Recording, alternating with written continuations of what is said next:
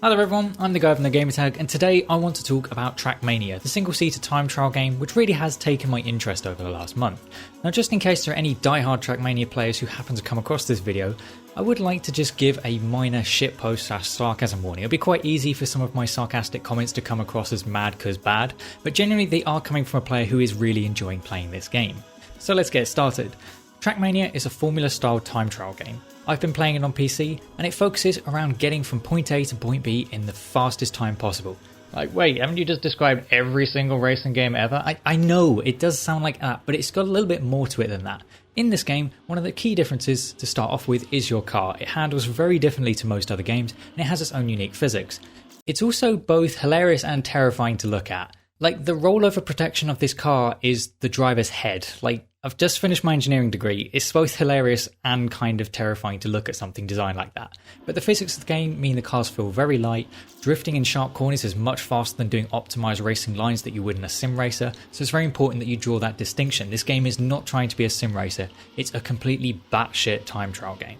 And of this, you've got various different surfaces your car will drive on. You've got the standard road surface, which is just like any other game. You've also got dirt and you've got ice, and then you've got some of the other slightly stranger surfaces that are available in this game. Probably my favourite is the sausage curbs. I consider myself to be somewhat of a sausage supremo. Not that I'm saying I'm any good at them, it's just the one surface that seems to make sense to me. Then you've also got plastic, water, and grass, but fuck grass. Somehow it's the most grippy surface if you're going sideways, but it's somehow also the least grippy surface in the entire game if you're going straight forwards. It makes no sense, just scrap it off.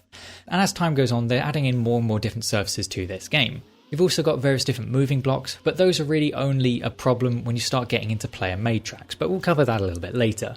To start off in the game, you've got 25 training tracks. These are short little tracks to sort of introduce you to the vehicles, how you control them, how the physics work, and will allow you to slowly stumble across some of the hidden techniques within this game, such as ice sliding, how to drive on dirt, how to properly drive on sausage curbs, and you'll start to gradually go through these and start to become aware of these different techniques. Then, once you finish these, I'd highly recommend going into the campaign tracks. These are seasonally updated and provide you with 25 tracks to test your Tracmania skills, with leaderboards being frozen at the end of every season, so you can claim ultimate bragging rights. Now let's face it, if you're a new player, do not expect to be going for world records. There are people who've been playing Tracmania for decades now, and they're going to have a bit of an advantage naturally. And in fact, you'll probably find yourself struggling to get gold medals on some of the tracks. I certainly did in the summer campaign, which recently just ended. And speaking of medals, there are 4 that are on offer. There's the bronze, which is, yeah, you've probably crashed 2 or 3 times, but you finished the track, congratulations. Silver is you threw it away on the last corner, but we'll still give you a medal anyway. Gold is, congratulations, you didn't crash this time.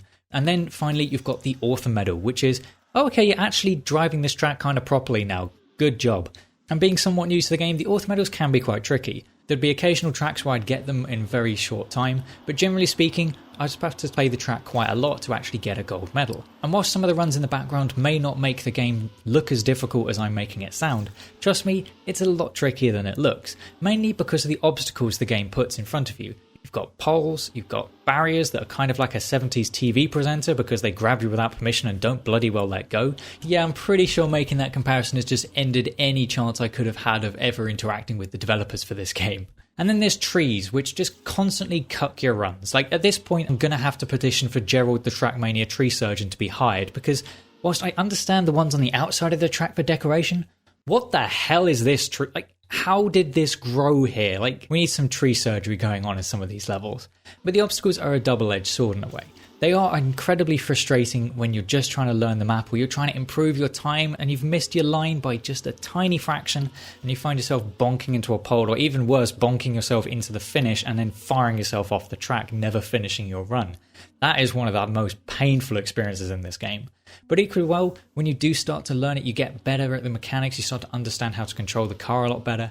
It does become that much more satisfying, especially when you get into full speed tracks, because there are various different track types within this game. You've got tech tracks, which are focusing completely on technique. You've also got RPG tracks, which you won't get in the campaigns, which are kind of the maddest of the mad tracks. You've also got khaki tracks, which is a subset of its own where the community just creates the dumbest maps possible that are just about possible to complete.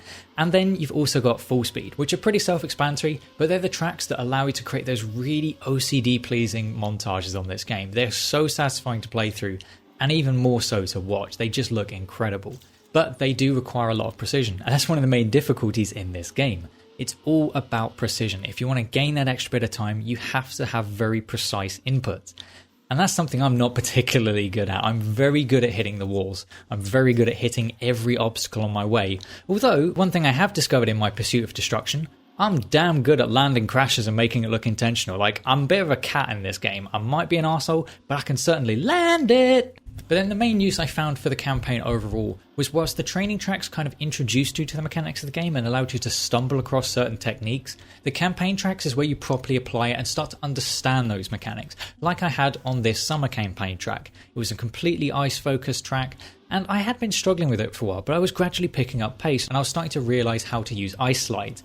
In the practice tracks, I'd come across these and I'd sort of vaguely understood how it works, that you had to get your car completely sideways, counter steer and floor the throttle, but I hadn't really understood how to use it and how to set them up. Whereas playing this track over and over and over again, I started to actually learn that and started to get better at it, to the point where I even managed to get the author medal on this track, which I was really happy with because it was something that I just developed by myself and was gradually learning as I went. And it is really satisfying, and it's a really fun aspect of this game. And what's more, as well as being able to hone your skills on these seasonal maps, there's also the opportunity to play on player created maps. And trust me, the community of this game is insanely creative. Some of the maps they've managed to build are phenomenal. The skyscapes and cityscapes are fantastic, where they've got the track as actually part of the scenery, and the incredible different layouts they've all managed to create are phenomenal, and it is a top tier part of the content of this game. If you wanted to really test your skills, you can even try the track of the day, which puts all of the players online against each other, and you can see who is the most consistent time trialer on a randomly selected map. You've then also got the Royale mode, which allows teams of up to 3 to compete on these small time trial maps, which increase in difficulty, and the team that is the most consistent and completes the most checkpoints win the game. Although that being said, I feel like the game's a little bit passive aggressive when you win. Like, it's just, come on mate, you've won, okay, get the fuck out, get out of this damn lobby. You can also create custom skins and join into multiplayer lobbies with other players if you wish. But that being said, this is where you then get into the monetization of this game. This game has 3 different access tiers. You've got the standard access, which is completely free to pick up and play, which gives you access to the training tracks, the seasonal campaign that is currently live, and the Royale mode. This is perfectly adequate when you first start out in the game. You're learning the mechanics, the game, it's got plenty of content for you to enjoy for about a month is what I personally found. Then you've got the first paid tier, which is called Standard Access, which allows you to play the Cup of the Day. It allows you to also join online lobbies, access to all of the campaigns that have been released. It also allows you to play the player created tracks, which is really fun. It opens up so much more content in the game. But most importantly, the Standard Access now gives you the ability to start talking trash in the text chat. God damn, it's worth paying the 10 quid just for that. And then you've also got the extra tier, which is the club tier, which is about £60 for 3 years. This is if you want all of the social aspects of the game, being able to upload and use your own custom created skins for your car, and getting all of the social aspects of this game. And whilst this does seem a little bit convoluted and strange that you effectively could end up paying 60 quid every 3 years, I'm not too bothered by it. To be honest, the standard access at the moment seems ideal for me because unlike a lot of subscriptions where it's a case of when you stop paying, you lose access to all of it, in this particular game when you stop paying, it means you've still got access to everything up until the point that you'd paid till, which is something that I haven't seen for any other subscription-based games. Although, to be honest, I can't verify this at the moment because having only played the game for a month and only just picked up standard access today, rather unsurprisingly, the year it's valid for hasn't quite expired yet. So if it does turn out that anything of this was wrong, I'll have to put some obnoxiously large post-edit message on the screen right here. But otherwise, it does sort of make sense. It means that it's very clear and upfront about how it's monetized, whereas unfortunately I've noticed in some other Ubisoft games that you do find that they seem to be treading the waters of how many different monetization practices they can put in one game. But overall, Tracmania has been a real blast to play. I've enjoyed the challenge of learning the mechanics, going through all the different track types and trying to see how fast I can go on these different tracks, and laughing at all the times I've crashed in really embarrassing or annoying ways. And it's at a point where I might even consider streaming it, because more importantly than anything, if you do that, you're not ruining the experience for any other player. You're just able to interact with the chat and just see how fast you can go, which seems really appealing to me at the moment. I do hope you have enjoyed the video, found it informative, and maybe will even consider trying the game. If you have any questions, feel free to leave it in the comment section down below. And I've been the guy with no gamer tag, and I'll see you on another video.